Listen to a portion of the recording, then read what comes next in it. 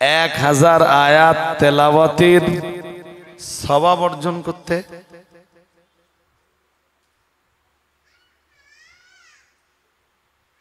কত আয়াত বলুন? সূরা ইখলাসে ছোট ছোট আয়াত, তাই 4 আয়াত। সূরা কাউসার সবচাইতে ছোট সূরা, তাও 3 আয়াত। তো তোমরা কি পারবে 1000 আয়াত তেলাওয়াতের সওয়াব কামাই করার পরে চোখের দুটো পাতা এক জায়গায় করতে? কেউ যদি ভাবে যে রাত্রিবেলায় 11টার সময় বাড়ি এসে 1000 আয়াত পড়বো তারপর শোবো, হ্যাঁ, তো এই পড়তে পড়তে তো ওদিকে আমার ফজরের আযান হবে। হয়তো হাফেজরা হলে খুব বেশি সময় লাগবে না, তাও তো মোটামুটি একটা সময় লাগবে। 1000 আয়াত মানে তো কম না।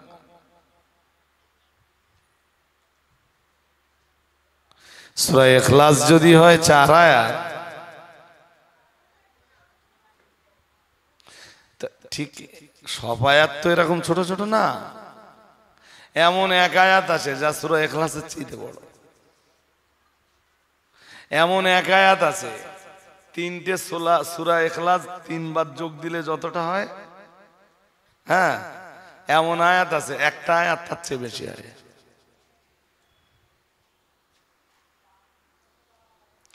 এইগুলো কোরআনের সাথে যাদের সম্পর্ক নেই, সহজে তাদেরকে বলে বোঝানো যাবে না। আমি এই গল্পে গল্পে বলছি বলে যেন ভাববেন না যে এ লোক কি আজকে ওয়াজ করবে না নাকি। অনেকে ভাবে যে এ লোক আজকে আর ওয়াজ করবে না। এর ভিতর দিয়ে আপনাদের তো শিখতে হবে। নবীজি বললেন পারবে তোমরা? সাহাবীরা বললেন কেমনে পারি হুজুর? আল্লাহ পাকের রাসূল বললেন শোনো, বিছানায় পিঠ লাগিয়ে বালিশে মাথা লাগিয়ে চোখ দুটো বন্ধ করার আগে তোমরা সূরা তাকাসুর তেলাওয়াত করো, সূরাতুত তাকাসুর পাঠ করো। আল্লাহ পাকের রাসূল বললেন 1000 আয়াত তেলাওয়াত করলে যে সওয়াব হয় আল্লাহ পাক রব্বুল আলামিন তোমাদের আমলনামায় ওই সওয়াব লিপিবদ্ধ করে দেবেন। কোন সূরা? সবাই একটু বল। তা আমি পড়বো কেমনে যদি আমি নাই জানলাম? এখনো তো কিছু মানুষের অভ্যাস আছে মোবাইল দেখতে দেখতে ঘুমিয়ে পড়ে।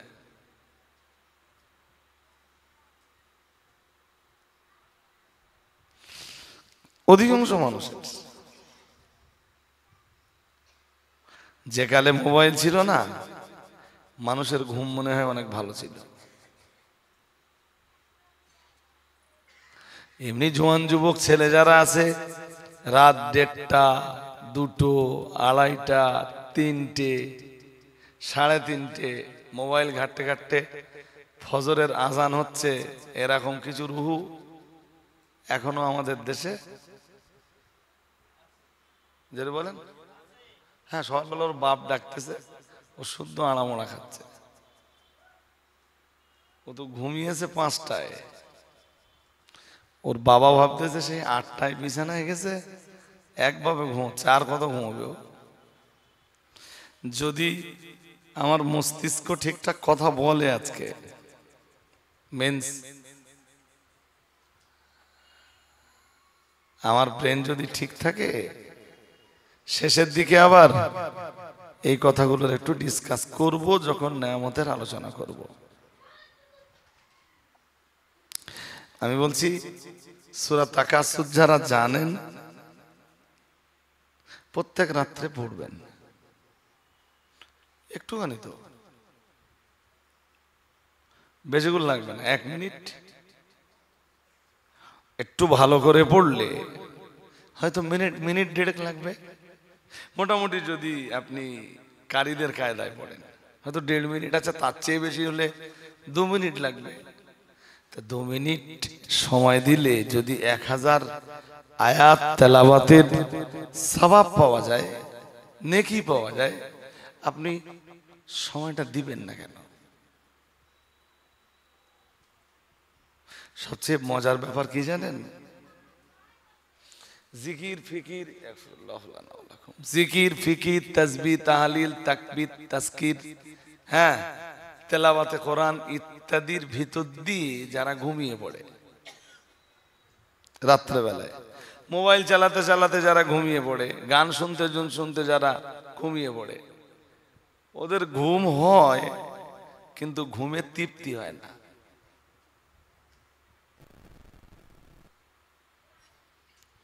ঘুম হয় না বলছি না, এমনি এমনি 4-5 ঘন্টা মোবাইল চালিয়ে ঘুমানোর চেষ্টা করবেন, খুব তাড়াতাড়ি ঘুম আসবে না।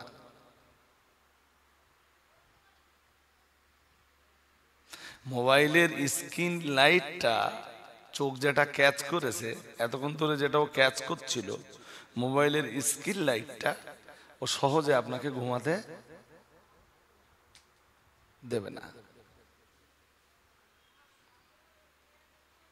এশার নামাজ পড়ে তাসবিহ, তাহলিল, তাজকির, তাকবীর করতে করতে আপনি ঘুমিয়ে যান, দেখেন না ঘুমটা কতটা তৃপ্তির ঘুম হয়। আল্লাহ বিল্লাহ করতে করতে ঘুমিয়ে পড়লে কি হয়? ঘুমের মাঝে শয়তান আর খেলে না। যেটাকে আমি আপনাদের বোঝানোর জন্য বলতে পারি যে একদম সলিড ঘুম। রাসূলুল্লাহ তো তাই করতেন, একদম ঘুমাতে যাবার পূর্ব মুহূর্তে পড়তেন আল্লাহুম্মা বিইসমিক আমুতু ওয়া আহইয়া।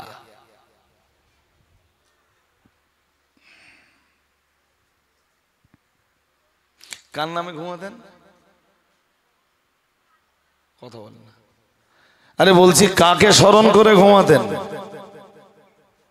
আবার যেই ঘুম ছেড়ে উঠতেন, উঠেই বলতেন আলহামদুলিল্লাহ। বাকি আরো যে অংশগুলো আছে সেগুলো আপনারা পারবেন না বলে আমি বলছি না, আর আমার আলোচ্য সূচিও সেটা না। ঘুমাতে যখন যেতেন তখন আল্লাহর নাম, আর ঘুম ছেড়ে উঠেই প্রথম কাজ কার প্রশংসা? জোরে বলে না, কার প্রশংসা? এই যে আমাদেরকে তাকান ভালো করে, এই যে সারা দিন দেখবেন যে কিছু ছেলেপিলে এরকম আড়া মোড়া খাচ্ছে, হ্যাঁ তোর ঘুমোয়নি, ওরম করিস কেন? রাত্রেবেলা ঘুমাসনি তাহলে? হ্যাঁ 12টার দিকে ঘুমিয়েছিল। তাহলে কটায় উঠেছিস? তাহলে 7টা। ওরে সাংঘাতিক। বিগ সায়েন্টিস্টরা যতটা ঘুমাতে বলেছে তোর ঘুম তো তার চেয়ে বেশি হয়েছে। আড়ামোড়া হওয়ার তো কোনো যুক্তি ছিল না। তাহলে আড়ামোড়াটা হয় কেন?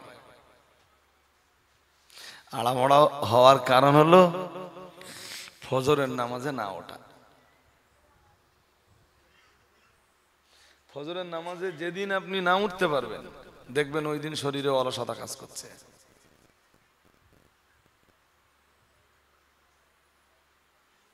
দিন ভালো যাবে না। এটা আমার গল্প না তো, এটা বুখারী শরীফের হাদিস। বিশ্বের দরবারে দাঁড়িয়ে মুহাম্মাদুর রাসূলুল্লাহ সাল্লাল্লাহু আলাইহি ওয়াসাল্লাম বিষয়টা ঠিক এইভাবেই ডিসকাস করেছেন যেভাবে আমি আপনাদেরকে বলছি।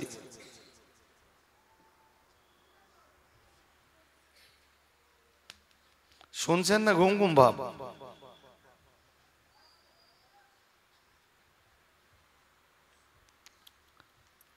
ফজরের নামাজ না পড়বেন, একজন ফজরের নামাজ পড়েনি তো আর একজন রসুলের দরবারে এসে সেই লোকটার আলোচনা তুলে ধরেছে। কথা কি বুঝতে অসুবিধা হচ্ছে? একজন লোক ফজরের নামাজ পড়েনি, আর একজন এসে রসুলের দরবারে সেই লোকটার ব্যাপারে আলোচনা করছে যে লোকটা ফজরের নামাজ না পড়ে বিছানাতে সময় কাটিয়েছে, বালিশে মাথা। আল্লাহ পাকের রাসূল বললেন বালাশ শাইতানু ফি উযুনাইহি আও কামা ক্বালা আলাইহিস সালাম। প্রিয় নবী মুহাম্মদুর রাসূলুল্লাহ সাল্লাল্লাহু আলাইহি ওয়াসাল্লাম এক বিন্দু বিসর্গ দেরি না করে বললেন শয়তান তার কানে পেশাব করে দিয়েছে।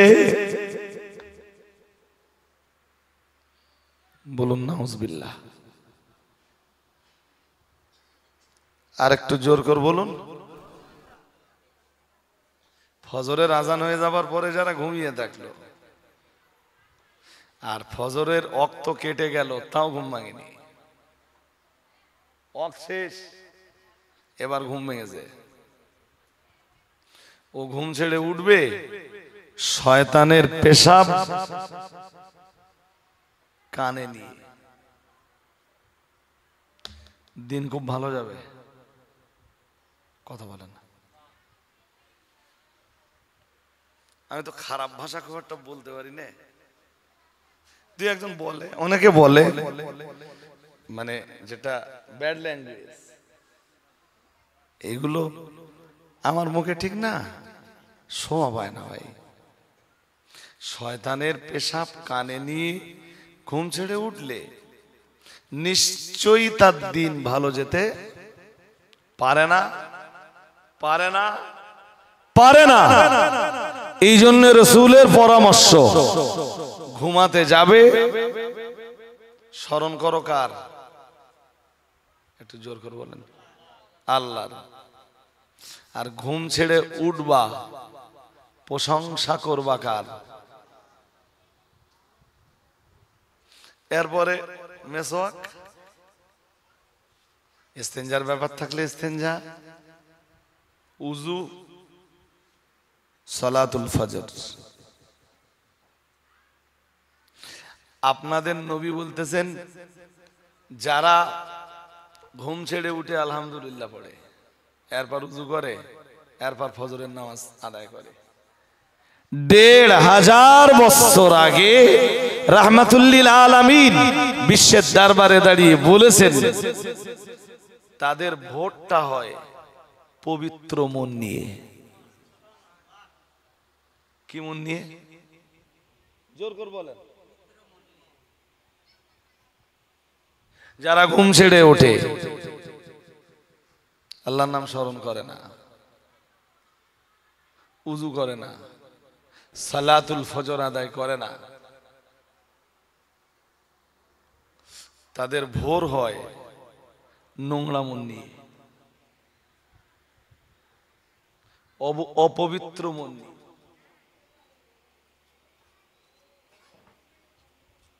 বিশ্বাস হয়? কথা বলেন। গল্প টল্প শোনাচ্ছি?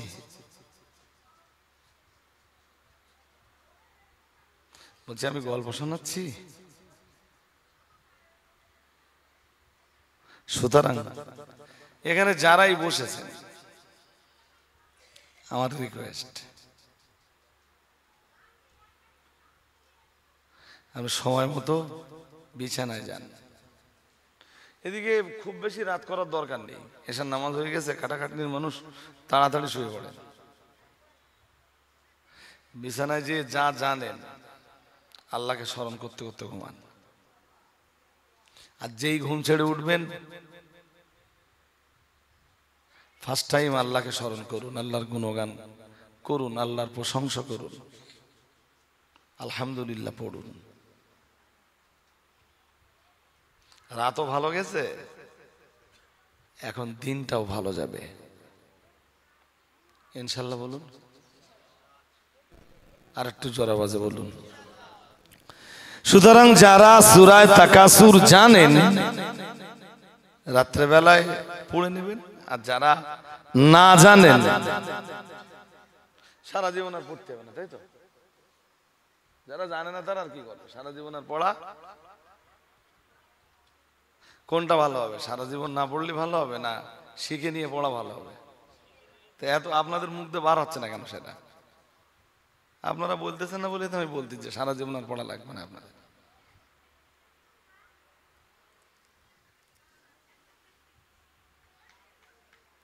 একজন মানুষ একই হালে কতদিন যেতে পারে?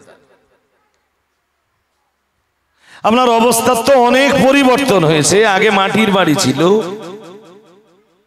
তারপরে ইট দিয়ে গেটে টালি দিয়ে সুন্দর করে ছেয়ে সেই বাড়িতে বসবাস করতেন, টালি দিয়ে ছাওয়া বাড়ি। তারপর একদিন আবার আপনার মনের ভিতরে উদয় হলো, না টালি টালি আর রাখবো না, টালি টালি ফেলে দিয়ে চতুর্দিকের দেওয়াল সমান করে মাল মেটেরিয়াল এনে ছাদ দিয়ে নিলেন। একতলা কমপ্লিট হওয়ার পরে না এতেও হবে না, আর একতলা দিতে হবে, ব্যাস দুতলাটাও করে ফেললেন। আপনার জীবনের অবস্থানের তো পরিবর্তন হয়েছে। ছিলেন মাটির বাড়িতে, আজকে একতলা, দেড়তলা, দুতলা বাড়ি। আপনার বিবেককে জিজ্ঞেস করেছেন যে যেদিন মাটির বাড়ি ছিল সেদিনও আমি 3টে সূরা জানতাম, আর আজকে আমার টাইলস লাগানো বাড়ি, আজও সূরা 3-এর জায়গায়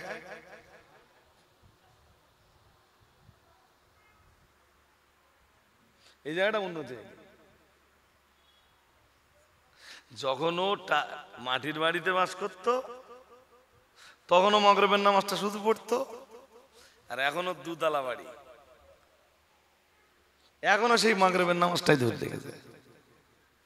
ও ধর্ম জীবনের কোন উন্নতি, হ্যাঁ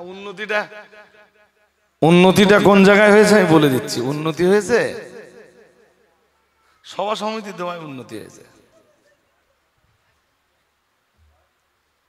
রাজবেড়িয়া গ্রামে এক সময়, আমি হয়তো দেখিনি রাজবেড়িয়া গ্রামের ওই দৃশ্য, যে হ্যাচাক লাইট জেলে তাবারকি হিসাবে বাতাসা দিয়ে একসময় জলসা হতো, হতো না হতো নি? হ্যাঁ, সেইটা একটু উন্নতি হয়ে এনার হ্যাচাক টাচাক না, এন কি 3খানা জেনারেটর, তবে একটা না 3খানা জেনারেটর, এক্সিলেন্ট, দারুণ সুন্দর। এক সময় বাতাসা দিয়ে বাতাসা বন্টন করা হতো তাবারুক হিসাবে, মানে মজলিসের সমাপ্তি হতো বাতাসার ভিতর দিয়ে, বাতাসা বিতরণের ভিতর দিয়ে। এমন বাতাসা না, কে বলুন বলুন, বিরিয়ানি। তাহলে গোস্ত কতটা? 3.5 কুইন্টাল। তো চাল কতক্ষণ নেছে? আমি দু এক জায়গায় যে জিএসটি করি, ওই চাল তাহলে হুজুর 120 টাকা বিরিয়ানির একদম অরিজিনাল চাল, আপনি দুটো খেয়ে যাবেন। আমার দু একজন দাউদ দেয় খাবার, আরে ভাই আমি খাই না, এমনি খাই নে, তাতে আবার বিরিয়ানি। আমি চল গল্প করছি না। হ্যাঁ, ডেভেলপমেন্ট হয়েছে। হ্যাচাক লাইট থেকে জেনারেটর, আর বাতাসা থেকে, জোরে বলেন, হ্যাঁ ও সূরা সেই 2.5টা জানতো, 2.5টাই জানে, ওইটা 3 হয়নি।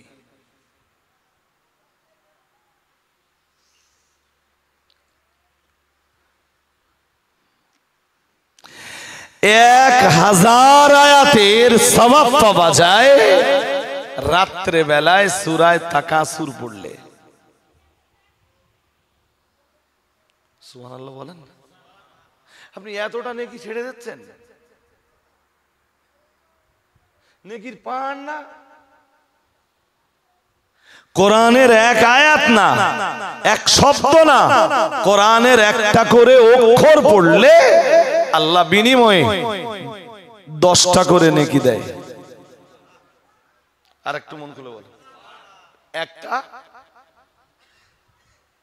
বলুন বলুন, একটা, যেমন আলিফ লাম মিম, আলিফ একটা অক্ষর, লাম একটা অক্ষর, বলেন কত নেকি? কত? 1000 আয়াতে কত শব্দ থাকতে পারে? শব্দগুলোর ভিতরে কত অক্ষর থাকতে পারে? নবীজি বলতেছেন আল্লাহ তোমাদের আমলনামায় অতটা সওয়াব দিবেন। সূরাটা পড়ো, শুধু পড়ো না, বুঝে পড়ো। শুধু পড়ো না, একটু বুঝে পড়ো। কথা হয় না। বলছি শুধু পড়ো না একটু বুঝে পড়ো? বুঝেছি কোনোদিন? সূরা ফাতিহাটাই বোঝে না।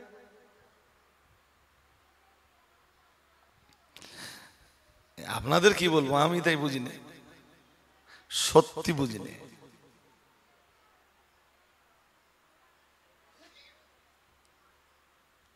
সত্যি বুঝি না। সূরা ফাতিহার যা তাফসীর, সে তাফসীর আমিও বুঝি না, একটু একটু হালকা হালকা যত সামান্য। তাই হয়তো আমারে সূরা ফাতিহার তাফসীর করতে দিলে 2-1 ঘন্টা করে ফেলতে পারবো ইনশাআল্লাহ। হয়তো তার বেশিও করে ফেলতে পারি যদি আল্লাহর দয়া হয়। আর মুফতি সাহেবের মতো মানুষের দিলে হয়তো সূরা ফাতিহা 1 মাস লাগিয়ে দেবে।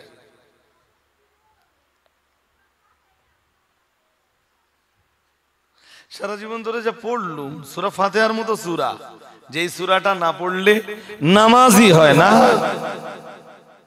সেই সূরাটার ব্যাপারে জনগণের কোনো আইডিয়া নেই, কোনো কনসেপশন নেই। তা আমি সূরা তাকাসুরে কি করতে যাচ্ছি? তবু একটুখানি বলছি। কেন জানেন? সূরা তাকাসুরের শুরু আর শেষটা বলছি। আল্লাহাকুমুত তাকাসুর হাত্তা যুরতুমুল মাকাবির। কবরস্থান বোঝেন? হ্যাঁ না কিছু বলেন? হ্যাঁ বোঝেন? কবরও বোঝেন? মাকবারা, মাকবারা থেকে মাকাবির। মাকবারা 1 বছর, বহু বছর। আল্লাহ পাকের কোরআন জানিয়েছে আল্লাহাকুমুত তাকাসুর।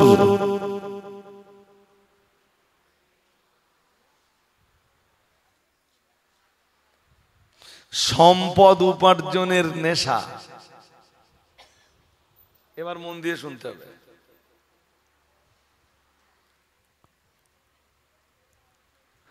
ধনাঢ্যতার নেশা, ধনসম্পদ আধিক্যতার নেশা তোমাদেরকে বিভোর করে রেখেছে। কি করে রেখেছে? জোরে বলেন। হ্যাঁ, এই দুনিয়াতে দেখছেন যে টাকা পয়সা কামাই করার একটা প্রতিযোগিতা চলছে। ও যদি 2000 কামাই করে, আমার 4000 কামাই করতে হবে। তাতে যদি একটু পানি টানি মেশাতে হয়, বলেন, বলে ফেলুন, দিতে হবে 2-1 ফোঁটা পানি। তেলাপুয়া মাছ খাওয়ার চাইতে ইলিশ মাছের টেস্ট অনেক। হ্যাঁ, বৈধভাবে উপায় করলে তেলাপুয়া মাছটাই হবে, খুব বেশি বেশি হলে। আর একটু পানি টানি মারলে, বলেন বলেন, হ্যাঁ, ইলিশ মাছ, বোয়াল মাছ, ভাঙান মাছ, ভেটকি মাছ, তেড়ে মাছ, যে মাছগুলোর মার্কেট খুব। হ্যাঁ, একটু বড় সাইজের ট্যাংরা 700-800 টাকা কেজি। ওটা খেতে গেলে 500 টাকার উপার্জনে হবে না, অত একটু পানি দিতে হবে। ব্যাস, পানি ঢালা শুরু করে দিলে। যেটা হালাল ছিল ওটা কি করে নিলে? ব্যাস, সম্পদ কামাই করার নেশা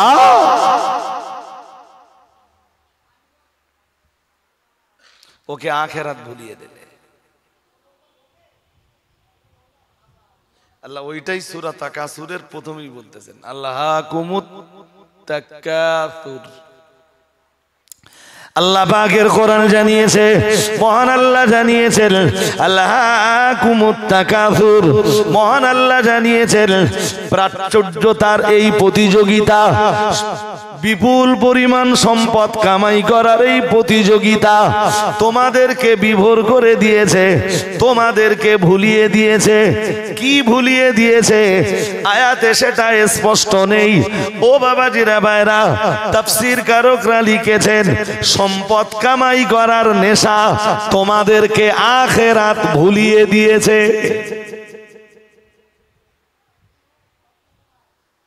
ঠিক না ভাই? ঠিক। দুনিয়াতে তো কিছু কামাই করে নেই, পরকালে হুজুরা বলে ঠিকই, কিন্তু পরকালে যা হবে দেখা যাবে। আমরা যেন বললাম আল্লাহ আল্লাহ সম্পদ উপার্জন করার এই প্রতিযোগিতা মানুষকে আখেরাত ভোলা বানিয়ে রাখবে, রাখছে। এটা কতক্ষণ, কতদিন, কত সময়, কতকাল? আল্লাহ বললেন কতদিন, কত সময়, কতক্ষণ, কতকাল? জবাব দিয়ে মহান আল্লাহ বললেন হাত্তা সুরতুমুল মাকাবির। আমাদেরকে মন দিতে হবে, মন বাইরে যাচ্ছে কেন? ওরা চটবে যাচ্ছে, ওদের কাজ ওরা করুক, আর নইলে আমার এই কথা তো বুঝবেন না আপনি। আমরা বললাম কতক্ষণ? মানুষ ধন সম্পদ, মানুষের ধন সম্পদ কামাই করার এই নেশা মানুষকে আখেরাত ভুলিয়ে রাখবে কতদিন? আল্লাহ কি বললেন? বললেন যতক্ষণ পর্যন্ত হাত্তা সুরতুমুল মাকাবির, যতক্ষণ পর্যন্ত তোমরা কবরে না ঢুকছো। কোথায় না ঢুকছো? জোর করে বলেন। হ্যাঁ, ওটা থাকবেই। আপনি বুড়ো হয়ে যাবেন তো, চারটে ছেলে চারটেই কামাই করতে শিখবে, তারপরেও ছেলেগুলো সব আপনার অনুগত, চাইলে আপনার পকেট খরচ দেবে, এরপরও আপনার মনে হবে যে আমি একটু কামাই করি। সে যদি বৈধভাবে হয় সমস্যা নেই, কিন্তু সেই সম্পদ উপার্জনের প্রতিযোগিতা যদি অবৈধ হয়, সম্পদ উপার্জনের এই প্রতিযোগিতা, অবৈধ সম্পদ উপার্জনের এই প্রতিযোগিতা তোমাকে তো জাহান্নামে পৌঁছে দেবে।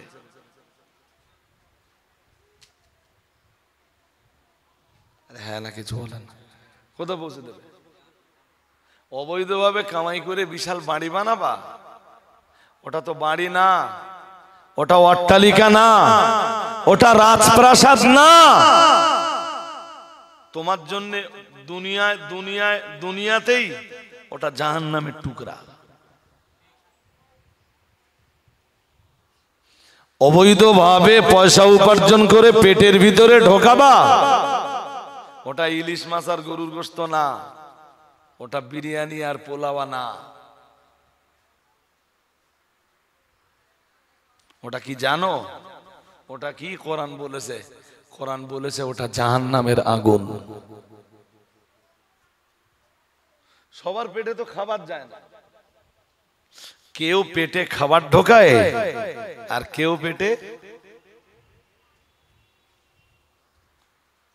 ভাই সাহেব কিছু বলো না কেন, বলে ফেলেন। বলছি কেউ পেটে খাবার ঢোকায় আর কেউ পেটে, হ্যাঁ জাহান্নামে যাওয়ার জন্য আস্তে আস্তে অভ্যাস করতেছে। জাহান্নামে তো জ্বলতে হবে, তো অন্তত দুনিয়াতে অভ্যাস করি, আস্তে আস্তে আগুন ঢোকাতে থাকি, যদি সইতে পারি জাহান্নাম। বাট জাহান্নাম সবার মতো চামড়া কারোর। হ্যাঁ, ওই জন্য পরের আয়াতে আল্লাহ কি বলতেছেন বলেন?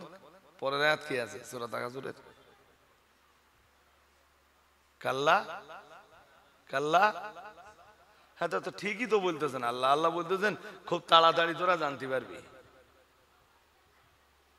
কি বলতেছেন?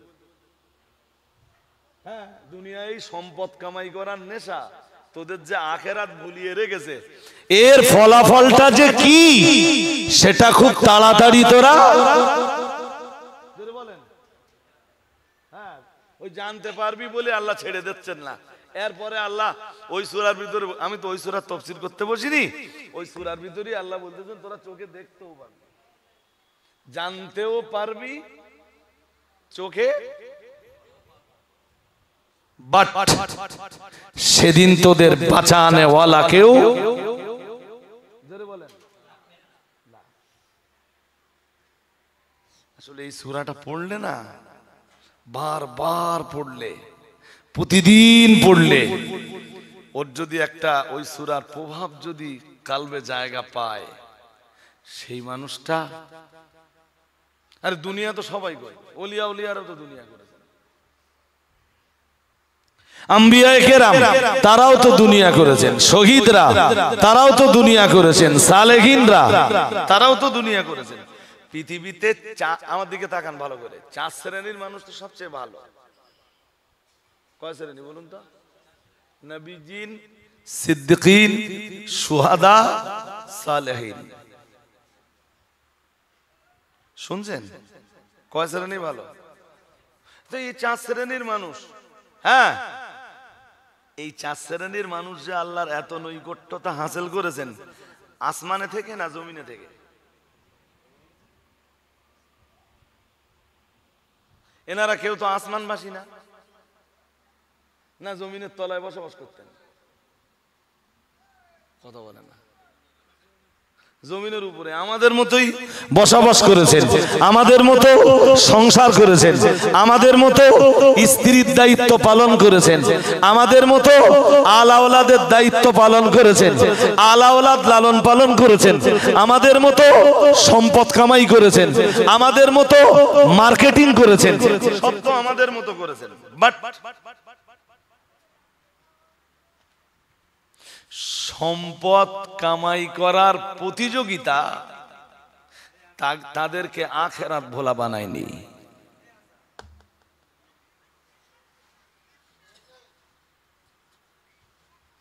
ভাই সাহেব শুনছেন নাকি? মন বাইরে যাচ্ছে কেন? কোনো অসুবিধা? ভালোই তো কথা শুনছিলেন। আখিরাত ভোলা যেন না বানায়। কোনদিন যদি সামান্য সম্পদের জন্য কোনো পাপ করেন, সেদিন যেন আপনার এই সূরাটার কথা মনে হয় যে রজব আলী সাহেব, এটা কোন পাড়া? রাজবেড়িয়া উত্তরপাড়া। রজব আলী সাহেব রাজবেড়িয়া উত্তরপাড়ায় 2025 সালে এসে অচ করে বলেছিলেন যে টাকা কামাই করার যে প্রতিযোগিতা, এই প্রতিযোগিতা যেন তোমাকে আখিরাত ভুলিয়ে আজকে সামান্য 100 টাকার জন্য আমি পাপে জড়িয়েছি, তার মানেই তো আমি টাকা কামাই করতে যে আখিরাত ভুলে গেলুম। আল্লাহ পাকের কোরআন তো, আল্লাহ পাকের কোরআন তো ওটাই ব্যক্ত করেছে, মহান আল্লাহ ওটাই বলেছেন, ও আমার বান্দা বান্দিরা মনে রাখো, আমি আল্লাহ পাক রব্বুল আলামিন বলছি, বাল তুসিরুনাল হায়াতাদ দুনিয়া ওয়াল আখিরাতু খায়রু ওয়া আবকা। মহান আল্লাহ জানিয়েছেন, আল্লাহ পাক রব্বুল আলামিন জানিয়েছেন, বাল তুসিরুনাল হায়াতাদ দুনিয়া, তোমরা তো দুনিয়াটাকে প্রাধান্য দিয়েছ।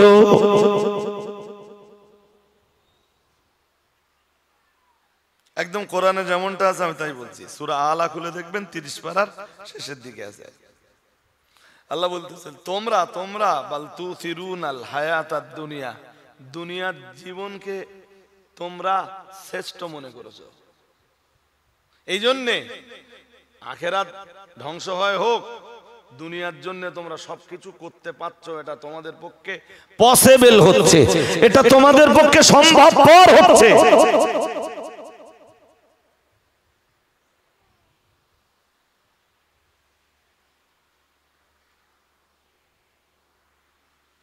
তোমরা বোঝোইনি, তোমরা জানোই না, তোমরা উপলব্ধি করোনি। ওয়াল আখিরাতু খায়রুন। সুবহানাল্লাহ বলুন, আর একটু মন খুলে বলেন। তোরা তো দুনিয়ায় মেতে উঠেছিস, তোরা তো দুনিয়া নিয়েই ব্যস্ত হয়ে পড়েছিস, কিন্তু কোনটা শ্রেষ্ঠ আমার কাছে শুনে নে। আমরা বললাম শ্রেষ্ঠ কোনটা? আল্লাহ। আল্লাহ বললেন ওয়াল আখিরাতু খায়রুন। শ্রেষ্ঠ কোনটা?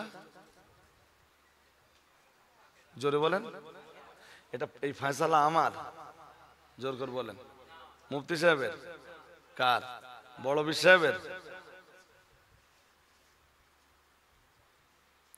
এই ফয়সালাটা মানুষ, যে ভাই সাহেব পিছনে যারা আছেন মাঝে মাঝে মনে একটু বাইরে যাচ্ছে, অমনোযোগী আর আনমনা হয়ে গেলে আমি এই কথাগুলো আপনাদেরকে বোঝাতে পারবো না, তোমার বকা তো বেকার হয়ে যাবে। এইটাকে ভাবুন যে একটা ক্লাসরুম। আলেম ওলামা যারা আসবেন তারা এই ক্লাসের টিচার। আপনারা যারা আসবেন আপনারা নিজেদেরকে একটু ভাবুন না যে আমরা ছাত্র। আমরা কি আলেমদের ছাত্র হলে কি বড্ড অসুবিধা হবে?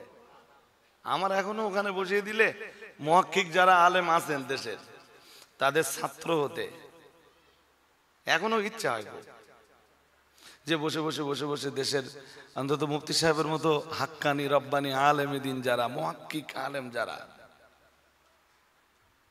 তাদের নসিহত শুনি চটে বসে, তাদের ছাত্র হই, তাদের মজলিসের শ্রোতা হই।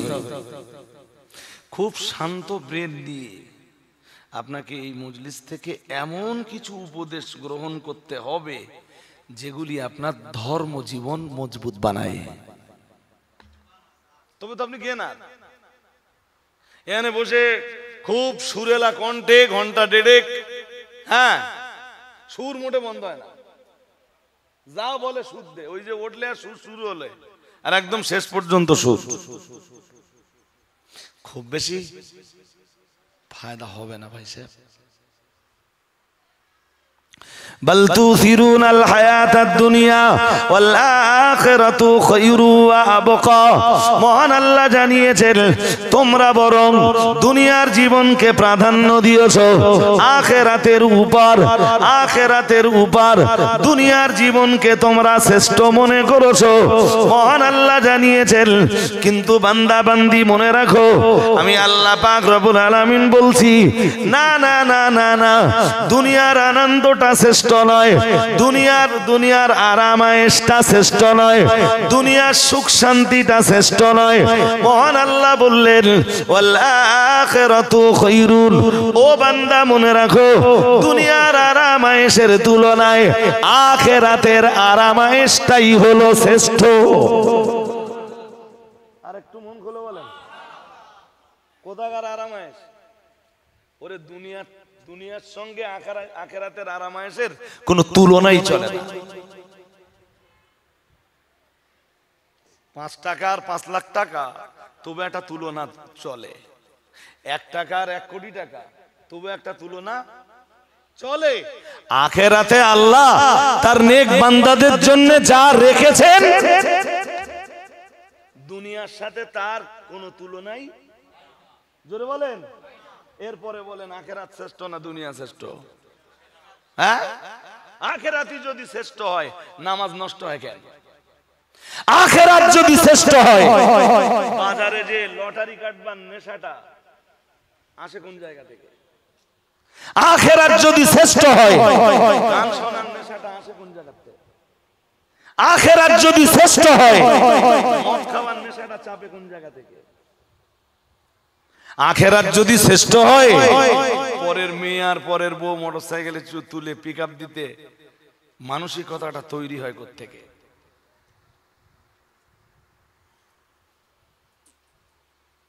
আমার বুঝকে দেন, হয় আমার বুঝ আপনার নিতে হবে আর নইলে আমারে আপনি বুঝিয়ে দেন। আপনার বোঝানোটা যদি আমার চেয়ে ভালো হয় আমি আপনারটা নেব, কোনো অসুবিধা নেই। যদি আখিরাতটাই শ্রেষ্ঠ হয় হারাম উপার্জন করার নেশাটা জাগে কোথাতে? আখিরাতটা যদি শ্রেষ্ঠ হয় তাহলে বেপরদা হয়ে চলবার মানসিকতার জাগরণটা হয় কোথা থেকে? আজকের এই মজলিস থেকে আপনি এখান থেকে আপনি ডিসাইড করুন,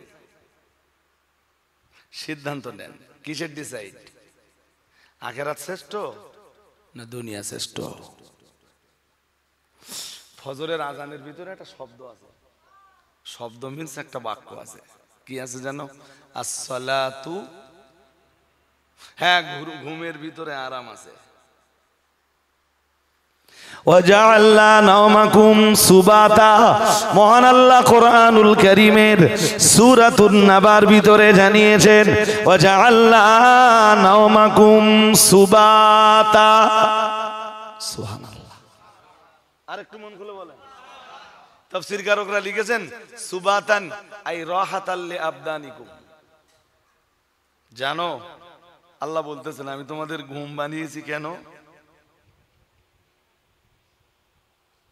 ঘুম পাচ্ছে না তো আপনাদের? এখন এই ঘুমের কথা শুনে আবার ঘুম পাচ্ছে কিনা তাই একটু জিজ্ঞেস করে নিচ্ছি আর কি। সারাদিন প্রচন্ড কষ্ট হয়ে গেছে, সে কষ্ট ভাষায় বর্ণনা করাও কঠিন। রাত্রেবেলায় ঘন্টা পাচ্ছে ঘুম হয়েছে, কষ্ট একটু দূর হয় না? হ্যাঁ না কিছু বলেন, একটু দূর হয়, কি হয় বলেন দিন, বলেন বলেন। শরীর অনেক হালকা হয়ে যায় না? গায়ের ব্যথাটা তো অনেক, হ্যাঁ শরীরটা একটু, শরীর অনেক আরাম লাগে না? তো ওইটাই তো আল্লাহ কোরআনে বলতেছেন যে আলনা নাওমাকুম, মনে নেই? সুবাতা আই সুবাতান আই রাহাতাল লিআবদানিকুম। আল্লাহ বলতেছেন তোদের শরীরের জন্য আরাম দানকারী হিসাবে আমি ঘুম বানিয়েছি। ঘুম তোদের দেহের আরাম দেয়। আর একটু মন খুলে, আর সিস্টেমটা কেমন বলেন তো? হ্যাঁ ঘুমোচ্ছে চোখ আর আরাম নিচ্ছে কে? কথা বলেন। আরাম নিচ্ছে কি? সমগ্র শরীর। ঘুমালে কি হয় তাহলে? একটু আরাম হয়। তা ঘুমের ভিতরে যে আরাম আছে এর চেয়ে বেশি আরাম জান্নাতে নেই। এত দেরি হচ্ছে কেন? হ্যাঁ আপনারা তো রাজবেড়িয়া শ্রোতা। আজকে অন্তত মুফতি সাহেবের ওয়াজ শুনতে রাজবেড়িয়ার লোক কত বছর হবে? বছর 30। মুফতি সাহেবের ওয়াজ যারা আপনারা তো ঘন ঘন শোনেন, তারা তো প্রায় আলেম হয়ে গেছে। হ্যাঁ প্রায়। এই দেখেন আমাদের গ্রামে কিছু শ্রোতা আছে জানেন, আমাদের গ্রামের মুফতি সাহেব বল বহু বছর ধরে যাচ্ছে। আমিও তো মুফতি সাহেবের মজলিসের শ্রোতা ছিলাম। তা আমাদের গ্রামে না যে কেউ যে ওয়াজ করতে পারবে না, শ্রোতা উঠে দাঁড়াবে। আপনার এখানে কখনো ঘটেছে কিনা জানি না, বক্তা যদি উল্টো পাল্টা করে শ্রোতা উঠে ডাইরেক্ট হিট করবে, হুজুর তোমার এটা ভুল হচ্ছে। এটা কার বক্তব্যের ফল জানেন? আমার গ্রামের শ্রোতারা বছরের পর বছর ধরে মুফতি সাহেবের ওয়াজ শুনতে। আরামায়েশ আছে, ঘুমের ভিতরে একটা আরাম আছে, বাট বেহেশতের আরামায়েশ তার চেয়ে একটু হলেও বেশি তো নাকি? না অনেক বেশি? কিছুই না কোনটা? দুনিয়ারটা। আর অনেক কিছু কোনটা? এই জন্য ফজরের আজানের ভিতরে একটা শব্দ বলা হয়, কি বলা হয়? নামাজ অপেক্ষা ঘুম উত্তম। কি বলা হয়? কিচ্ছু বলেন না, বলবেন তো। কি বলা হয়? আসসালাতু, সালাত মানে নামাজ। আজকে এটা পুরোপুরি শিখে নেন আপনারা। খায়রুন মানে উত্তম, মিন মানে থেকে, নাউম মানে ঘুম। তার মানে ঘুম থেকে নামাজ উত্তম, অর্থাৎ ঘুম অপেক্ষা নামাজ উত্তম, ঘুম অপেক্ষা নামাজ উত্তম। এইটা কি সত্যি বাস্তবায়িত হচ্ছে না এটা ঘুরিয়ে দিলে জনগণের ভালো হয়?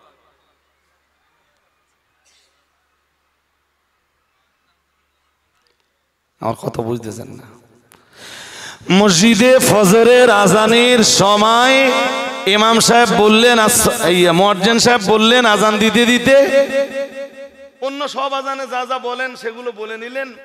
এরপরে দুইটা সেন্টেন্স, দুইটা বাক্য, একটাই বাক্য দুইবার বলেন। কি বলেন? আসসালাতু খায়রুম মিনান নাউম। যারা ঘুমিয়ে আছো উঠে পড়ো, কারণ তোমাদের ঘুম অপেক্ষা, কথা বলেন জোরে বলুন, এটা জোর করে বলতেছেন না কেন? আমি তো বুঝতে পারছি না। আমি বলছি যারা ঘুমিয়ে আছো উঠে পড়ো, কারণ ঘুম অপেক্ষা নামাজ, জোরে বলেন, উত্তম। মানে আমি ঘুমিয়ে থাকবো তো আমি উত্তম কেমনে বলি? যার কাছে নামাজ অপেক্ষা, এই ঘুম অপেক্ষা নামাজ উত্তম, ও তো ঘুম ছেড়ে উঠে পড়বে, ফজরের নামাজে দাঁড়াবে। আর যার কাছে নামাজ অপেক্ষা, বলে ফেলুন ঘুম উত্তম, এ তো বুঝতে পারতেছেন, তা বলতে চাচ্ছেন না। যার কাছে নামাজ অপেক্ষা ঘুম উত্তম, ও কি করবে? শয়তানের পেশাব কানে লে, তারপর ওই যেমনটা বলেছিলাম, ও তো চায় না যে পবিত্র অবস্থায় পবিত্র মন নিয়ে আমার ভোরটা হোক, পবিত্র মন নিয়ে আমার সকালটা হোক। অলসতা মুক্ত দেহ নিয়ে আমার সকাল হোক, ওইটা চায় না। ও চায় শয়তানের পেশাব নিয়ে আমার ঘুম ভাঙুক, সকাল হোক। অপবিত্র মন মানসিকতা নিয়ে আমার, জোরে বলুন, শুধু তাই না, আমি অলসতা মুক্ত জীবন চাই না, অলসতা মুক্ত দিন চাই না, আমি চাই অলসতা নিয়ে আমার সকালবেলা ঘুম ভাঙুক।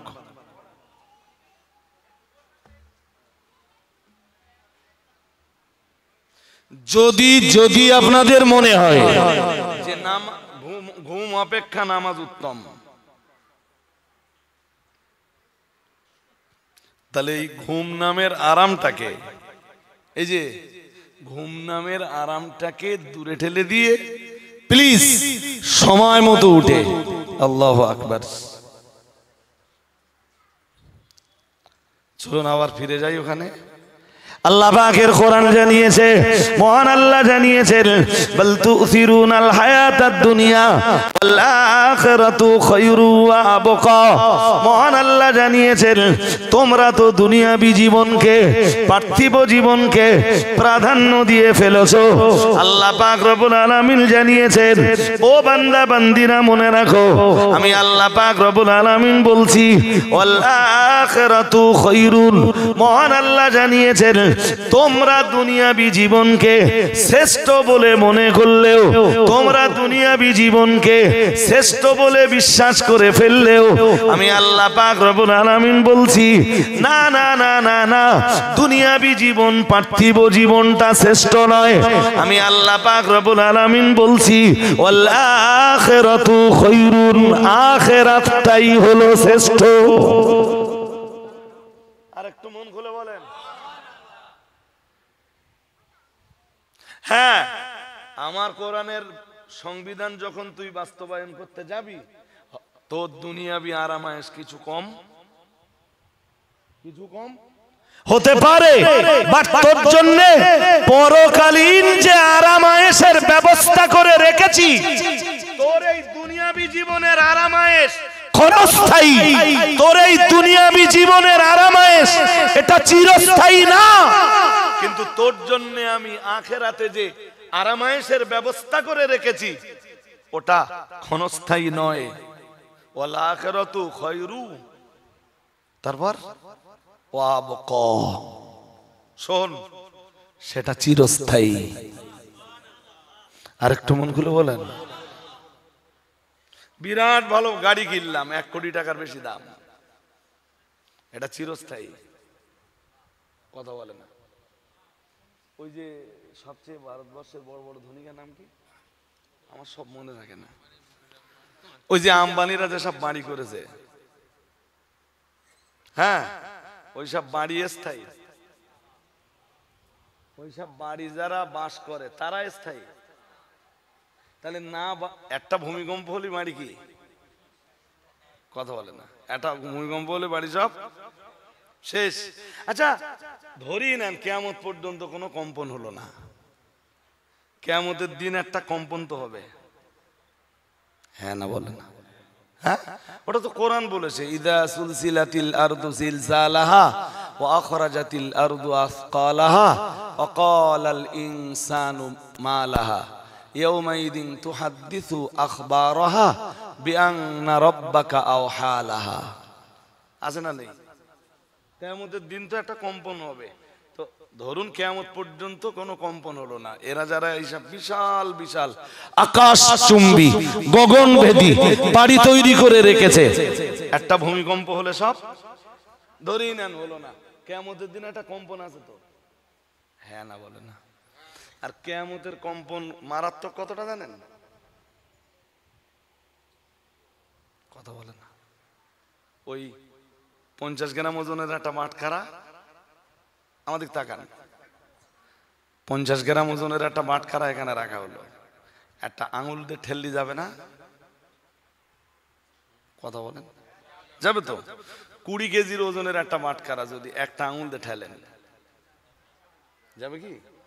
100 কেজি ওজনের একটা, 150-200 কেজি ওজনের একটা বাটখারা যদি এক হাত দিয়ে ঠেলেন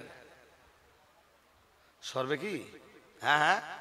সেই দিন পৃথিবী, পুরো পৃথিবীটা ধ্বংস হওয়ার জন্য ঠিক যেরকম পরিমাণ কম্পন দরকার, 50 গ্রাম ওজনের বাটখারা আঙুল দিয়ে ঠেলা যায়, 50 কেজি ওজনের বাটখারা আঙুল দে 50 কেজির বাটখারা ঠেলতে গেলে 2 হাত দিয়ে ঠেলতে হবে।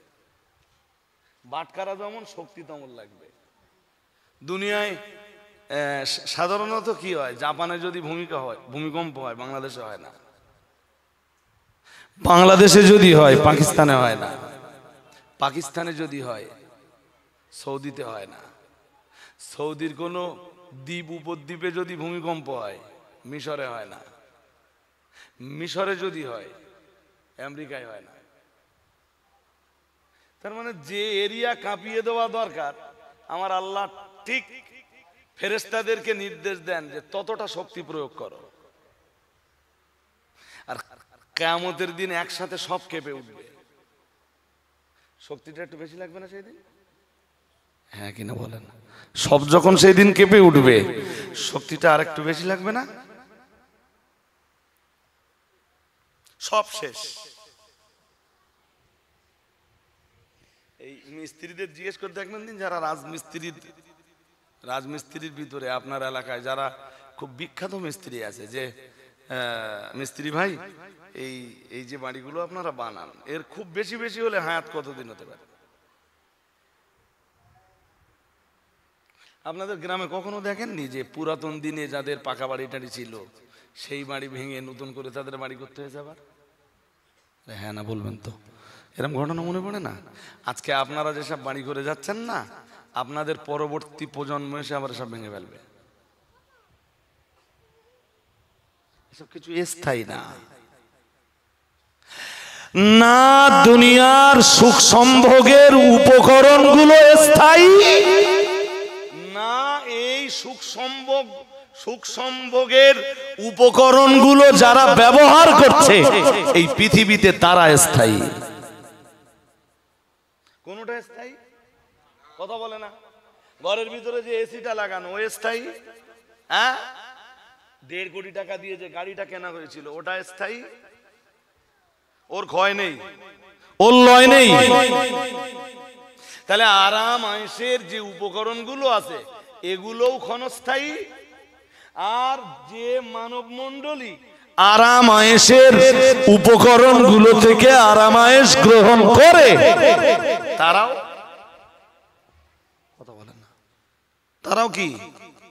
ওই কথাটাই তো আল্লাহ কোরআনের ওই আয়াতে বলতেছেন, বুঝতে আমাদের এত কষ্ট হয় কেন? কি সুন্দর করে আমার আল্লাহ বললেন, বাল তুসিরুনাল হায়াতাদ দুনিয়া। ও বান্দা মনে রাখো, তোমরা দুনিয়ার জীবনকে প্রাধান্য দিয়ে ফেলেছো, তোমরা দুনিয়ার জীবনকে শ্রেষ্ঠ মনে করেছো। কিন্তু আমি আল্লাহ পাক রব্বুল আলামিন বলছি, না না না না না, পার্থিব জীবনটা শ্রেষ্ঠ নয়, দুনিয়াবি জীবনটা শ্রেষ্ঠ নয়। ওয়াল আখিরাতু খায়রুন। মহান আল্লাহ জানিয়েছেন, পার্থিব জীবনের তুলনায় আখিরাতটাই হলো শ্রেষ্ঠ। শুধু আখিরাতটা শ্রেষ্ঠ নয়, মহান আল্লাহ জানিয়েছেন, আল্লাহ পাক রব্বুল আলামিন ঘোষণা দিয়েছেন, ওয়াল আখিরাতু খায়রু ওয়া আবকা। মহান আল্লাহ জানিয়েছেন, আখিরাতের আরামায়েশের জিনিসগুলো যেমন স্থায়ী, আল্লাহ পাক রব্বুল আলামিন বললেন, ওই উপকরণগুলো থেকে যারা আরামায়েশ গ্রহণ করবে, আখিরাতের মানে আরামায়েশের উপকরণগুলো যেমন চিরস্থায়ী, মহান আল্লাহ বললেন, ওই চিরস্থায়ী উপকরণগুলো থেকে যে সকল জান্নাতীরা আরামায়েশ গ্রহণ করবে, আল্লাহ জান্নাতের ভিতরে তারাও তেমন চিরস্থায়ী। আর একটু মন খুলে বলেন। আর যে দুনিয়ায় আমরা আছি, দুনিয়ার আরামায়েশের জিনিসও স্থায়ী না, আর আমরা যারা আছি আমরাও। এই অঙ্কগুলো করা আমাদের জন্য খুব একটা কঠিন ব্যাপার না। এরপরে আল্লাহ যেটা বলতেছেন, শোনো বান্দা, ইন্নাহা লাফিস সুহুফিল। অনেকে পড়তে পারেন তো, তাহলে নামাজেও অনেকে পড়ে, তাই না? নামাজ পড়ার সময় অনেকে ইমামরা পড়ে না, ইন্নাহা লাফিস সুহুফিল উলা। আল্লাহ বলতেছেন, এই কথাটা যে আমি শুধু কোরআনে দিয়েছি তা না।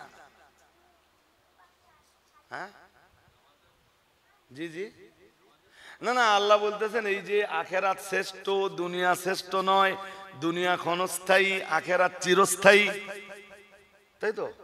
এই যে কথাগুলো আল্লাহ এতক্ষণ ধরে বললেন বান্দাদেরকে, এবারে বলতেছেন, শোন বান্দা, এই কথাটা যে শুধু কোরআনে দিয়েছি তা না, জানিস তোরা, ইন্না হাযা লাফিস সুহুফিল উলা। পূর্ববর্তী নবী রাসূলদের উপরে আমি যেসব কিতাব নাযিল করেছিলাম, তাদের কিতাবেও এই কথাগুলো ছিল। এই কথাগুলো কোন কথা বলেন দিন? এত দেরি হচ্ছে কেন? কোন কথা? হ্যাঁ, আমি যত নবীদেরকে পৃথিবীতে পাঠিয়েছি না, আর যাদেরকে কেতাব দিয়েছি, যদিও কেতাবওয়ালা নবীদের সংখ্যা কম, আল্লাহ যত নবী রাসূল পাঠিয়েছেন তত কেতাব দেন, তত। আমরা কথাটা উল্টো করে বলতে পারি, কেতাব ছাড়া বহু নবী পাঠিয়েছেন, কিন্তু নবী ছাড়া আল্লাহ কেতাব পাঠাননি। শুনছেন কি কথা? আরে হ্যাঁ না বলেন না, এই কথাটা খুব ভাইটাল বলো। এই কথাটা বুঝলে এর থেকে আরো অনেক কথা বেরিয়ে আসবে।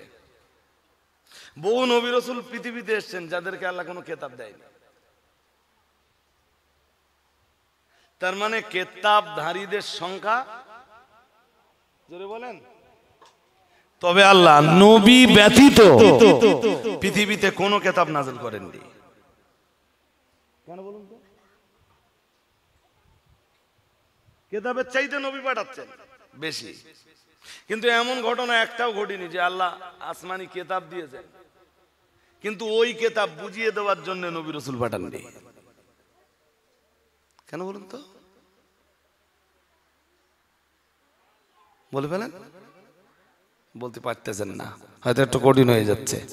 বিষয়টা মোটেই কঠিন না। আসলে বিষয়টা হলো, নবী রাসূল ছাড়া কেতাব বুঝিয়ে দেওয়ার, কেতাব বুঝে নেওয়ার যোগ্যতা পৃথিবীতে কারোর না, এখনো নেই। এখনো মুফতি সাহেবকে শুনে দেখবেন, শায়েখ ছাড়া, শিক্ষক ছাড়া, শিক্ষাগুরু ছাড়া কেতাব বোঝা যায় না।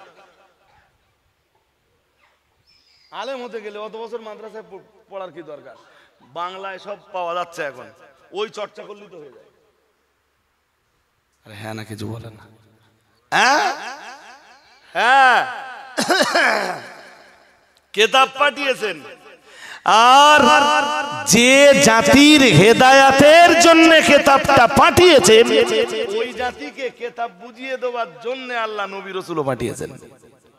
নবী রাসূলদেরকে পাঠিয়েছেন আমার আল্লাহ তাদের শিক্ষক রূপে। সুবহানাল্লাহ। আর একটু মন খুলে বলেন, এমনি এমনি কিতাব বোঝা? জোরে বলেন। রাজবেড়িয়ার কোন ছেলে যদি বলে যে আমি মুফতি সাহেব বুখারী জামিয়ায় পড়াই, আমিও পুরো বুখারী পড়ে ফেলেছি, মুফতি সাহেব যা জানে আমিও তাই জানি। তুই পড়েছো, নিজে নিজে পড়েছো। বুখারী শরীফ বুঝবার জন্য কোন গুরু? তাফসিরে ইবনে কাসিরের বাংলা পড়েছো, বাট কোনো গুরু নাও নেই। তাফসিরে ইবনে কাসির গুরু ছাড়া বোঝা যায় না, শিক্ষক ছাড়া বুখারী শরীফ বোঝা যায় না, শিক্ষক ছাড়া মুসলিম শরীফ বোঝা যায় না, শিক্ষক ছাড়া আবু দাউদ শরীফ পড়ে বোঝা যায় না, শিক্ষক ছাড়া নাসাই পড়ে বোঝা। জোরে বলেন। এই জন্য তারা উল্টো পাল্টা চালু করে দেয় সমাজে। আর তোমরা যা করতে চাও ঠিক না, তারা ঠিক কোনটা? তারা ঠিক কোনটা? এই মোবাইল দেখো, হাদিস আছে, পড়ো। গেল সমাজে উল্টো পাল্টা চালু হয়ে। আমি কি বোঝাতে পারছি আপনাদের? হ্যাঁ, খবরদার এদের চলে কখনো পড়বেন না ভাই সাহেব। শিক্ষাগুরু ছাড়া কিতাব বোঝা। জোরে বললেন, এটা জোরে বলতে হবে। এলেম অর্জনের জন্য 6টা শর্ত। কয়টা? আরে জোরে বলেন না কেন? এই 6টা শর্তের ভিতরে একটা শর্ত হলো লম্বা সময় ধরে শিক্ষাগুরুর কাছে সময় দিতে হবে। বাকি শর্তগুলো আজকে দরকার নেই বলে আর বলতেছি, নইলে এলেম অর্জন হবে না। আর যদি হয় সেখানে জানবেন উল্টো পাল্টা চালু হবেই। এটা যেমন ঠিক, এটাও আবার ঠিক। যারা লম্বা সময় ধরে শিক্ষা গুরুর কাছে সময় টময় দিয়েছে, পরে আবার শিক্ষা গুরুরই গাইল দিচ্ছে।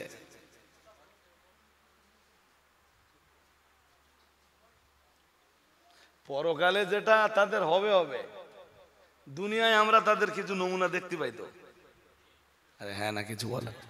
দেখতে পাই না, পাই না।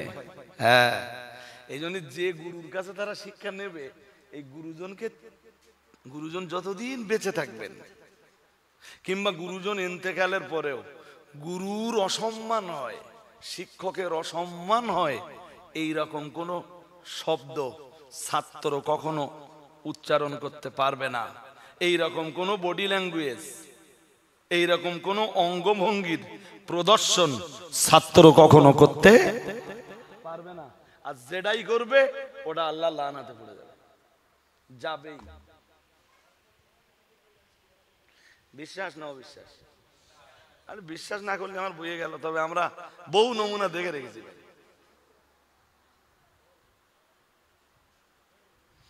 কথা বুঝতে খুব একটা অসুবিধা হচ্ছে? হ্যাঁ, কি কি বলছিলাম? শেষ কথাটা বলেন দেখি, আমার সময় শেষ হয়ে গেছে। কটা বাজে? না না, ওই 5টা শোনার জন্য আবার একদিন দাওয়াত করবে এরা। কিচ্ছু বলবো না। মুফতি সাহেব এসেও পড়েছেন, আপনাদেরকে এতক্ষণ খবর দেয়নি, অনেকটা আগেই এসেছেন। আলহামদুলিল্লাহ বলুন। আমার চাইতে মুফতি সাহেবের রস শুনলে আপনাদের ফায়দা আরো বেশি হবে। ওই যে শেষ কথাটা বলছিলাম, মহান আল্লাহ জানিয়েছেন পূর্ববর্তীতে যে সকল নবী রাসূলদের কাছে আমি কিতাব নাযিল করেছি, তাদের উপরে নাযিলকৃত কিতাবেও আমি আল্লাহ একই কথা দিয়ে রেখেছিলাম, একই বার্তা দিয়ে রেখেছিলাম, একই মেসেজ আমি দিয়ে রেখেছিলাম। মেসেজটা হলো বাল তুসিরুনাল হায়াতাদ দুনিয়া, তোমরা দুনিয়াকে প্রাধান্য দিয়ে চলেছো, ওয়াল আখিরাত আখিরাতু খায়রু ওয়া আবকা। না না না না না, আসলে দুনিয়া প্রাধান্য পাবার উপযুক্ত নয়, আসলে প্রাধান্য পাবার উপযুক্ত হলো আখিরাত। তোমরা দুনিয়াকে শ্রেষ্ঠ বলে তোমরা তোমাদের চিন্তায় তোমাদের গবেষণায় দুনিয়াটাকে শ্রেষ্ঠ নির্ধারণ করেছো, কিন্তু আমি আল্লাহ তোমাদেরকে ঘোষণা দিচ্ছি দুনিয়াটা শ্রেষ্ঠ নয়, আখিরাতটাই হলো শ্রেষ্ঠ। এ কথা আমি আল্লাহ শুধু কোরআনুল কারীমের ভিতরে জায়গা দেয়নি, এ কথা এ বার্তা এ মেসেজ আমি শুধু কোরআনুল কারীমের ভিতরে জায়গা দিয়েছি। বিষয়টা এমন নয় বান্দা, ইন্না হাযা লাফিস সুহুফিল উলা, এ কথা ইতিপূর্বে আমি যত নবী রাসূলকে কিতাব দিয়েছি সব নবী রাসূলদের উপরে নাজেল করা কিতাবের ভিতরে এই মেসেজগুলো আমি দিয়ে রেখেছি। আর একটু মন খুলে বলেন, এইটা তোমাদের প্রথমবার বলছি না যে আখিরাত শ্রেষ্ঠ। সব নবী রাসূলদের উপরে আমি কিতাব যখনই নাজেল করেছি, অর্থাৎ যত নবী রাসূলদের উপরে কিতাব নাজেল করেছি সব নবী রাসূলদের কাছে আমি একই বার্তা পাঠিয়েছিলাম যে ওয়াল আখিরাতু খায়রু ওয়া, উফ, এইটুকু নসিহত যদি রাজবেড়িয়ার লোকে বুঝে বাড়ি যায়।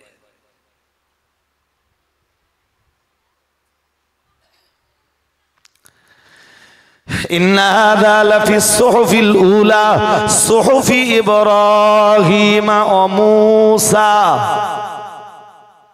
মহান আল্লাহ জানিয়েছেন আমি মূসা নবীর উপরে যে কিতাব নাযিল করেছিলাম সেই কিতাবেও একই মেসেজ দিয়েছিলাম। সুবহানাল্লাহ। আর একটু মন খুলে বলেন, আরো সুহুফি ইব্রাহিম ওয়া, আর কার উপরে একই মেসেজ দিয়েছিলাম? ইব্রাহিম নবীর উপরে।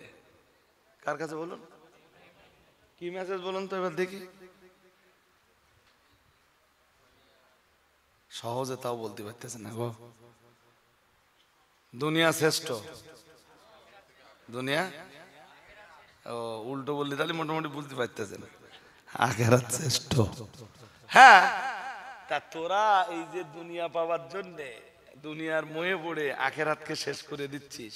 শোন, তোদের দুনিয়া পাওয়ার এই নেশা, তোদের দুনিয়া কামাই করার এই ধান্দা, এটা তোদের ভিতরে কাজ করবে কতদিন জানিস? কতদিন? জোরে বলে না।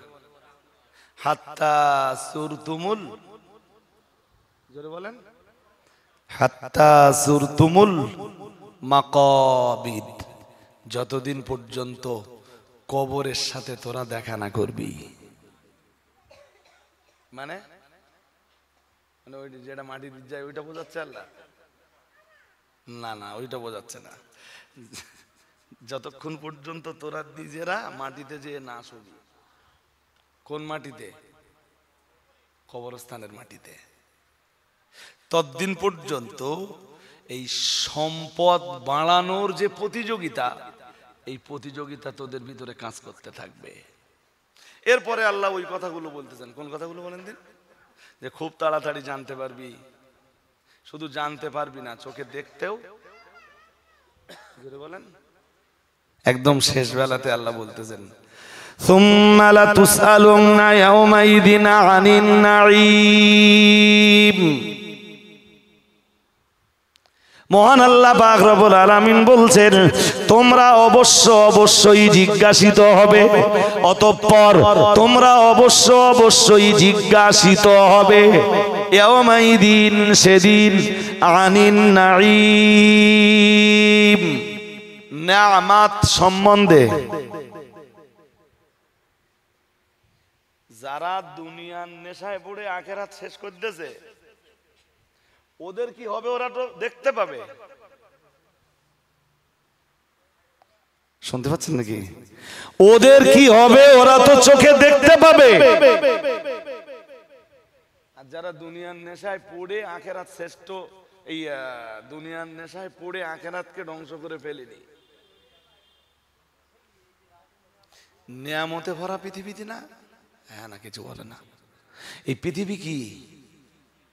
মনে আছে শুরুতে যখন আয়াত পড়েছিলাম ছিলেন না, ওয়াইন তাউদ্দু নি'মাতাল্লাহি লা তুহসুহা। মহান আল্লাহ জানিয়েছেন তোমরা যদি আল্লাহর নিয়ামতের গণনা করতে থাকো, আল্লাহর নিয়ামতের গণনা করতে করতে তোমাদের জীবন শেষ হয়ে যাবে। না না না না না, তোমরা আল্লাহর নিয়ামতের গণনা করে শেষ করতে পারবে না। কার ঘোষণা? জোরে বলেন। তাহলে কি 2-4টে নিয়ামত দিয়েছে? 2-10টা, 10-20টা, 20-50টা, 2-100? তাও না। যা নিয়ামত আল্লাহ দিয়েছেন গণনা করে শেষ করতে হয়। জোরে বলেন। পাগল দেখেছেন জীবনে? পাগল পাগল? হ্যাঁ না বলেন। আমি তো শেষ লগ্নে আছি এখন। পাগল টাগল দেখেছেন? বিয়ে বাড়ির ভোজ সবার যে প্যান্ডেল, ওই প্যান্ডেলের ভিতরে বসে মেহমানরা খেলো, আর যে খাবারগুলো নষ্ট হয়, বিয়ের প্যান্ডেলে অনেক খাবার নষ্ট হয় না? কোথায় ফেলে দেওয়া হয়? ময়লা পাড়ায়। কোথায়? হ্যাঁ তাই তো, ডাস্টবিন বলেন না ময়লা পাড়া বলেন, যা বলেন বলেন, সার গাদায়। কোথায় দেয়? সেখানে কুকুর খাচ্ছে, যে কুকুরের তো নো প্রবলেম, যেখানে ফেলে দেন খেতে পারবে। সেখানে একটা পাগল, কুকুর এক প্রান্তে খাচ্ছে, পাগল আর এক প্রান্তে খাচ্ছে। ও সমস্যাটা কি? কথা বলেন। ওর প্রবলেমটা কি? ব্রেন কাজ করে না। ব্রেন আমাদের কাজ করে। হ্যাঁ না কিছু বলেন না। আমাদের ব্রেন কাজ করে না। মোবাইলে কোন নায়ক নায়িকার সিনেমা ভালো ওটা খুঁজে বার করতে পারি, ব্রেন কাজ করতেছ তো। হ্যাঁ না কিছু বলেন। লোকের বাঁশ দেবে কি করে, রাত্রিবেলা প্ল্যান করতেছে, ব্রেন কাজ করে না। ব্রেন ভালো আছে না খারাপ আছে? পাগল যখন ডাস্টবিনের উচ্ছিষ্ট খাবার তুলে খাচ্ছে, ডাল আলিয়ে গেলি তখন আমি বলেন বলেন, তো সামনে গরমকাল আসতেছে, ডাল আলিয়ে গেলি বুঝতে পারি না। পাগল বুঝতে পারে?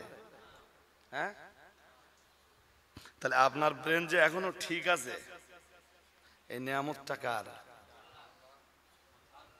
রাসূলুল্লাহকে ওরা যখন পাগল বলল, কোরআনে আছে না, ওয়ায়াকুলুনা ইন্নাহু লামাজনুন। ওরা যখন আল্লাহ বলতেছেন, ওরা বলে, ওরা বলছে, আরো বলবে, শুধু আজকে বলছে না, ভবিষ্যতেও। নবী যেন বললে আল্লাহ কি বলবে ওরা? আল্লাহ বললেন ইন্নাহু লামাজনুন, নিশ্চয়ই সে, অর্থাৎ আপনি পাগল। এটা আমার কথা না, ওদের কথা। আমার কথা না,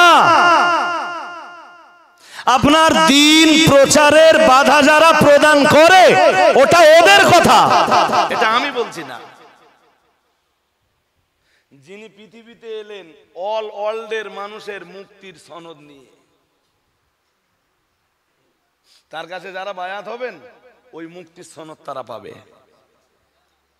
তার দেখানো পথে কিয়ামত পর্যন্ত যারা চলবে, রাসূলের কাছে ওই মুক্তির সনদ তারা পাবে। আর একটু মন খুলে বলতেছেন না কেন? নবীর তরিকায় যারা চলবে তারা মুক্তির সনদ পাবে না? জোরে বলেন, পাবেনি? হাজরিনে মজলিস, তো যিনি এলেন পৃথিবীর মানুষকে নাজাতের রাস্তা দেখাতে, জাহান্নাম থেকে নিষ্কৃতি দেওয়ার লক্ষ্য উদ্দেশ্য নিয়ে, ওরা সেই রাসূলকে পাগল বলল। আল্লাহ আমাকে আপনি পাঠালেন ওদের নাজাতের জন্য, আর ওরা আমার পাগল বলে? আপনি ওদেরকে জান্নাতের রাস্তা দেখাতে আমারে পৃথিবীতে পাঠালেন, ওরা আমারে পাগল বলে।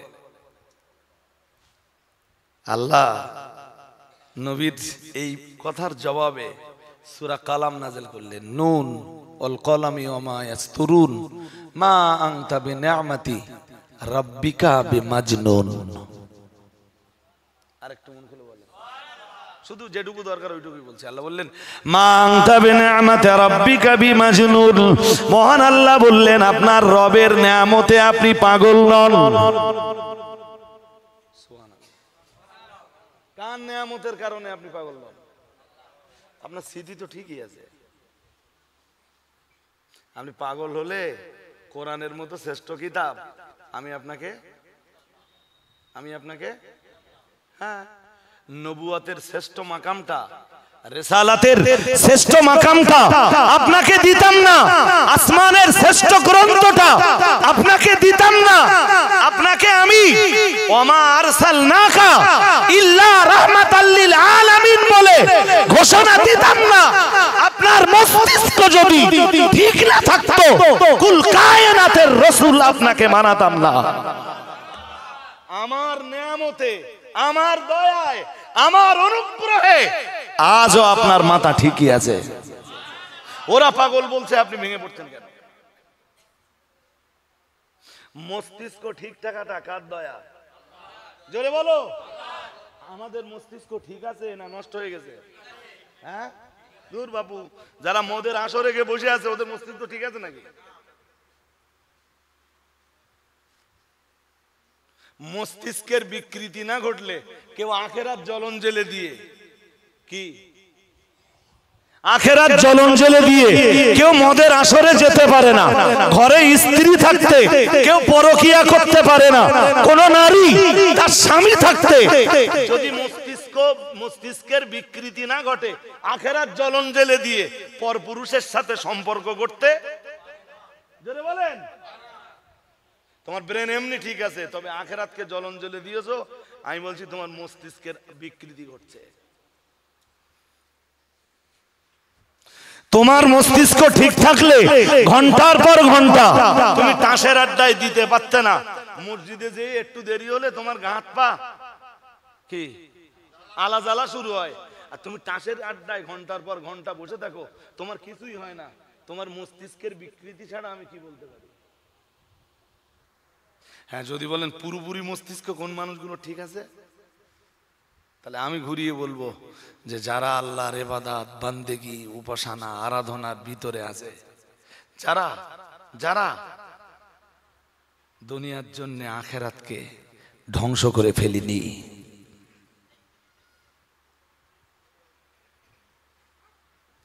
আবু জাহেল নাম হলো কেন? আবু জাহাল, আবু জাহাল। ওরা তো ওই শয়তানডারে ওরা বলতো আবুল হাকাম। কি বলতো? আবুল। হ্যাঁ, রসুলকে, রসুলের কলেমা প্রচার রুখতে যে যত রকম শয়তানি সব বেরুতো কার মাথা থেকে? হ্যাঁ, সব আবুল হাকামের ব্রেন থেকে। সব বুদ্ধি কে দিত? ওরা আবুল হাকাম বলতো। মুসলিমরা কি বলতো? তার মানে ওর মস্তিষ্ক, হ্যাঁ, ও আচরণ করছে কিসের মতো?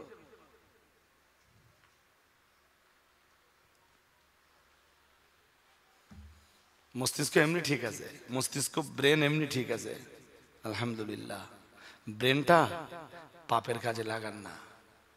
পাপের কাজে লাগালেই তখন প্রমাণিত হবে যে ওর মস্তিষ্কের বিকৃতি ঘটছে। মস্তিষ্কের আর এটা না মতিভ্রমটা না ভাই, যখন তখন হতে পারে। কত হুজুরির ঘটলে দেখলুম জীবনে, চলতে চলতে চলতে চলতে হঠাৎ হুজুরির পা পিছলে গেল। পা তো তখন পিছলায়। ব্রেন ঠিক থাকাটা কি আল্লাহ নেয়ামত না? হ্যাঁ না কিছু বলেন? আরে বলছি ব্রেন ঠিক